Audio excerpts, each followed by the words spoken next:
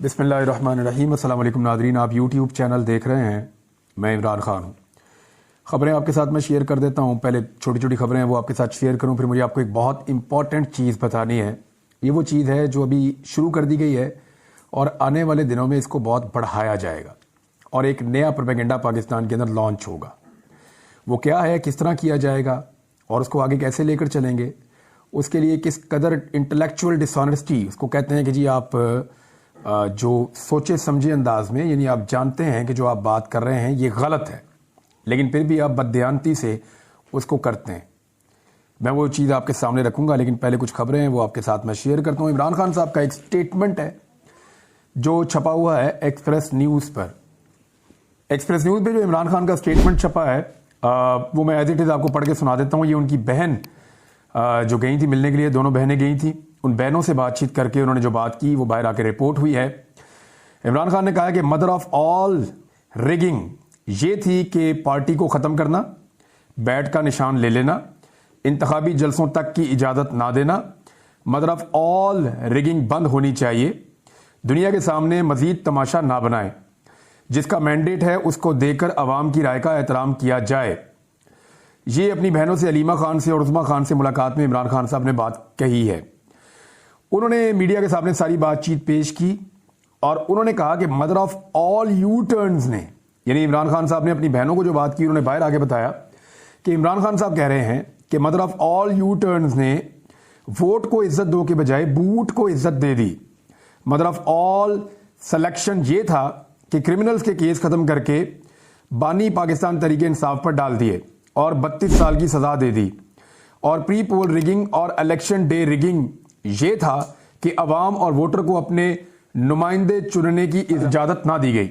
अब ये वो चीज़ें हैं जो इमरान खान साहब ने बोली, कुछ और बातें भी हैं वो कर रहे हैं, तो वो रेपिटेशन है। दूसरी खबर ये है कि उसी चीज़ के लिए खबरदार किया है बैरिस्टर गौहर साहब ने, जिसके बारे में फिच ने भी खबरदार किया। आलमी रेटिंग एजेंसी है, दुनिया की टॉप 3 एजेंसीज में से एक है।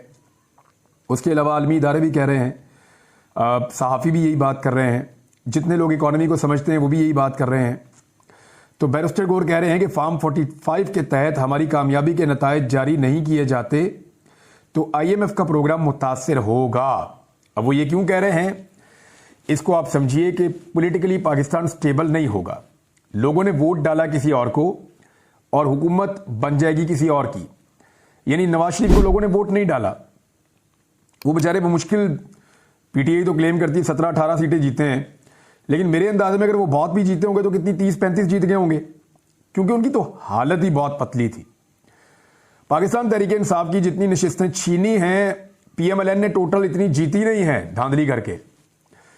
तो अगर किसी और की हुकूमत बना दी गई जिसको लोगों का एतमाद हासिल ना हुआ तो मुल्क कैसे चलेगा।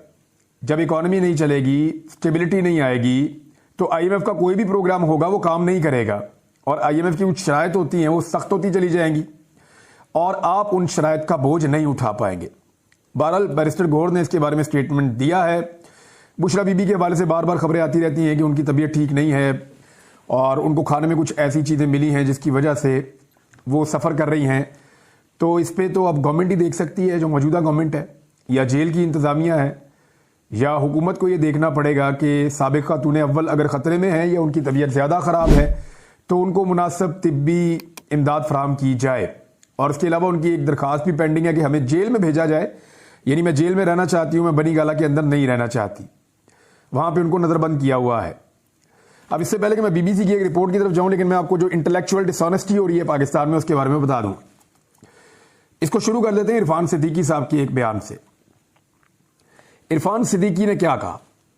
इरफान सिद्दीकी का यह कहना है कि 2018 में भी धांधली हुई थी, 2024 में भी धांधली हो गई।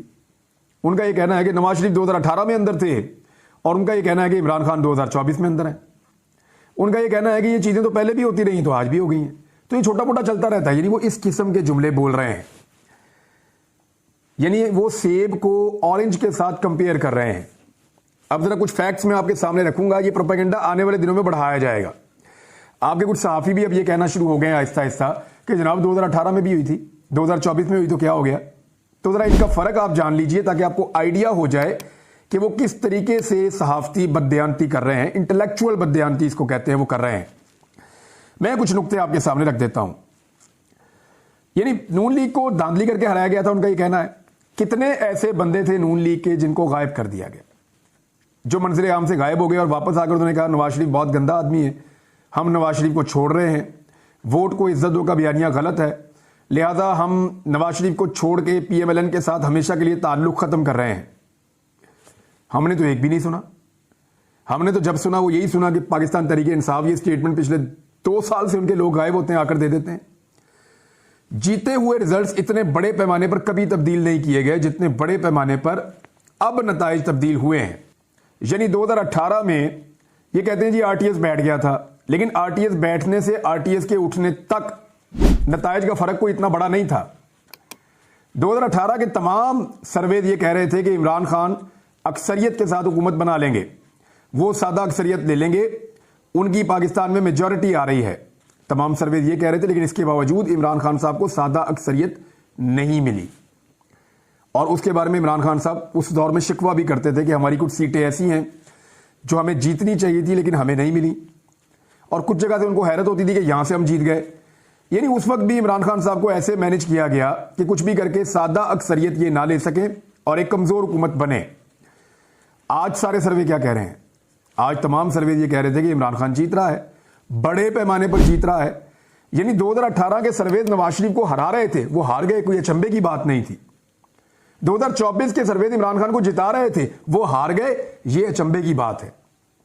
ये अलग चीज है, ये 2018 में नहीं हुआ, ये 2024 में हुआ है। बंदों की वफादारियां तब्दील करना 2018 में नहीं हुआ, 2024 में हुआ है। नवाज शरीफ साहब जो गिरफ्तार हुए वो बदनामे जमाना केस था उनका, पनामा वाला, अकामा वाला, आज तक वो उसके जवाब नहीं दे सके, अभी तक नहीं दे सके। यानी हालात ये हैं कि अभी भी जब वो इन मुकदमात से निकले तो टेक्निकल ग्राउंड्स के ऊपर निकले हैं। आज भी हमें नहीं पता कि एवन फील्ड के अपार्टमेंट्स कैसे बने थे और मियां साहब के बाद ये प्रॉपर्टीज कैसे आई थी, वो आज तक जवाब दे ही नहीं सके। और जो जवाब उन्होंने दिए थे, जाली दस्तावेजात, वो अदालत में पकड़ी गई थी। कागजात नामजदगी नवाज शरीफ के कितने बंदों से छीने गए थे, कोई याद है आपको? एक भी। पाकिस्तान तहरीक इंसाफ से छीने गए हैं। कागजात नामजदगी नवाज शरीफ के कितने बंदों के मुस्तरद हुए थे, याद है आपको? PTI के तारीखी नौयत के सबसे ज्यादा मुस्तरद हुए हैं। नून लीग 2018 में जलसे भी कर रही थी, जलूस भी निकाल रही थी, रैलीज भी कर रही थी, बैनर्स भी लगा रही थी, झंडे भी लगा रही थी और पोस्टर्स भी लगा रही थी। क्या ये तमाम चीजें पाकिस्तान तहरीक इंसाफ 2024 के इंतखाबात में कर सकी? नून लीग के तमाम लोगों को टेलीविजन के ऊपर आने की इजाजत थी 2018 के इंतखाबात में। अब तक के लिए इतना ही। अपना ख्याल रखिएगा, अपने चैनल का भी। अल्लाह हाफ़िज़।